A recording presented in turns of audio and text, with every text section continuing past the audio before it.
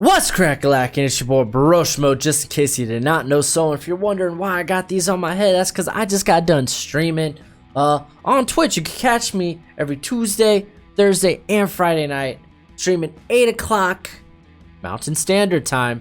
You can check me out at Broshmo Gaming. Links in the description. Stupid little plug, I know. But I know why you're here. You want to talk about the Bears. How will they do? Will Mitch Trubisky take the next step? Well, let's go ahead, let's discuss. And it starts with Mitch Trubisky. Well, he didn't play consistently last year. He played very good last year, but like his good games were great, and then he would just kind of not appear in other games. I just want to see a little more consistency across the board, because the division's gonna be tough this year. The Vikings are going to be playing much better, and so are the Packers. So this division is kind of up for grabs. But he has a lot of talent, a lot of playmakers around him. Let's start with David Montgomery, drafting him out of Iowa State, basically to replace Jordan Howard, because he could do a lot of things that Jordan Howard can't or couldn't. Jordan Howard was never a good pass catcher. David Montgomery provides that. So anytime Jordan Howard's on the field, it was like, oh, okay, well, he's either they're gonna be running the ball, or he's not gonna go out for catch. One of the two. But David Montgomery, he provides that pass catching ability that they didn't have with Howard. And you know what? The dudes breaks tackles like nobody's business. I love him. And I mean, you have Tariq Cohen, who is just a playmaker, a home run threat. That's why I included him on here instead of a slot, because let's be honest, this guy's going to see a lot more snaps than any slot would. He might even be lined up in the slot. You got also Mike Davis there too, so you got some good depth there. At receiver, Allen Robinson kind of was a ghost last year. What happened to Allen Robinson? I want to keep an eye out for him, because honestly, this might be a cut late in the year, or not late in the year, but more so at the end of the year. If he doesn't get the type of playing time that, it just questions what's going on there with Allen Robinson, that the coaching staff doesn't want to put a guy they're paying like $15 million a year on the field. But Anthony Miller showed some nice progression last year through his rookie year, and I expect him to take a big step this forward this year. You drafted Riley Ridley out of Georgia, Calvin Ridley's brother. He's a very quality receiver, so I expect him to get in that rotation, as well as you have Taylor Gabriel, who could play the slot. He's kind of like that screen gimmicky-esque receiver. He's got a lot of speed. Trey Burton at a tight end. He wasn't there all the time last year, but that's just because they weren't throwing his way. He played very well last year. But outside of him, there's not much at tight end. You got a couple of undrafted free agent rookies. And you got Adam Shaheen, who's been kind of just underachieving.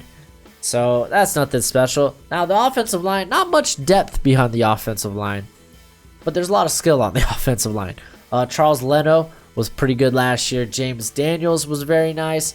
Cody Whitehair, he's a very underrated center in the NFL. Kyle Long's a reliable veteran, as well as Bobby Macy, another above average veteran. So the line looks good. The offense looks good. It all really hinges on, can Trubisky spark plug this offense?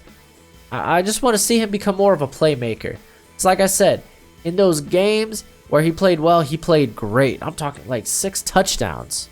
So we'll see. Let's go ahead and go to the defense, because this defense was a monster last year. And a monster. They have playmakers everywhere. Let's start with Khalil Mack. Honestly, Khalil Mack, one of the best defensive players in all of football. The Raiders should be regretting ever giving him away. Whatever, the Bears are like, we'll take that. Akeem Hicks, very underrated. Got his first Pro Bowl last year, long overdue. He's playing well on the line there. And then you got Raquan Smith, who just He played very nice last year. Very good. He is going to be the leader in that defense. So and that front seven looks really good. Eddie Goldman, not bad, above average. Bayal Nichols played very well last year. Another very underrated defensive lineman. Leonard Floyd, I don't know. I don't see him getting re-signed after his contract's up. He's been very underachieving. Going to the secondary, Kyle Fuller played very good. Granted, it was in a contract year. I think it's back-to-back contract years for him too. So, yeah, I mean, as long as he's healthy, he plays extremely well. And then Eddie Jackson was phenomenal. Give a little credit, though, to Adrian Amos, who is no longer with us with those dirty Packers. He helped out a ton to get, he was that was a very good safety duo. Clinton Nix, he's got big shoes to fill. He's kind of been underachieving the last few years. He's never really broken out after being drafted in the first round out of Alabama. And then Prince Akamara, he's okay. And I didn't include a nickel on here because you just lost Bryce Callahan, who was a phenomenal slot corner. You're replacing him with Buster Skrine, who played a little bit for the Jets and the Browns. He ain't really, he's okay, but he ain't no Bryce Callahan. But the defense should play well. They look really good. I mean, they took a few hits in the secondary, but should be all right. But how will they do schedule-wise? Because let me tell you, this ain't a cakewalk of a schedule. Like I told you, this NFC North division is up for grabs. Minnesota is going to be much better from the end of last year. Don't sleep on Kirk Cousins. He knows he's got to elevate his game. He's got to be more than just a 500 quarterback.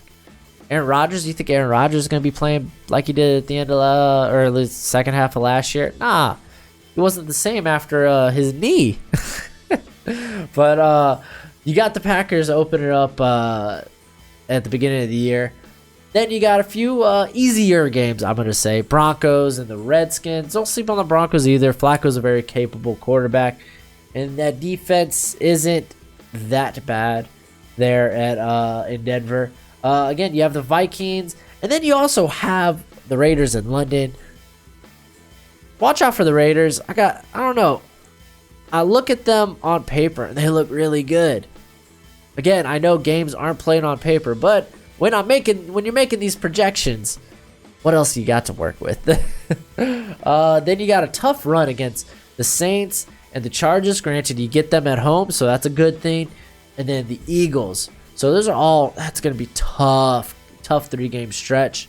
You got the Lions, and you got a number of tough games down the at the second half of the year.